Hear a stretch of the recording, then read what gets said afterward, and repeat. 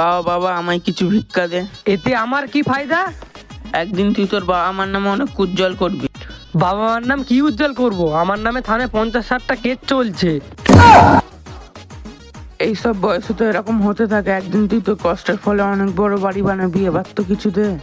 আগে আমরা ভালো বাড়িতে ছিলাম, যবে থেকে আমি কষ্ট করা চালু করেছি তবে থেকে আমরা ভাড়া বাড়িতে চলে এসেছি। এমন কি জিনিসে কষ্ট করেছিস তুই?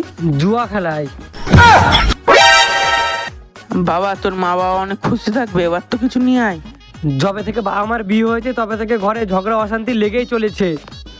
আজকেও মা বাবাকে মেরে হসপিটালে ভর্তি করে রেখে দিয়ে এসছে। তোর একটা ছোট ভাই আছে না? হ্যাঁ বাবা, আপনি কি করে জানলেন?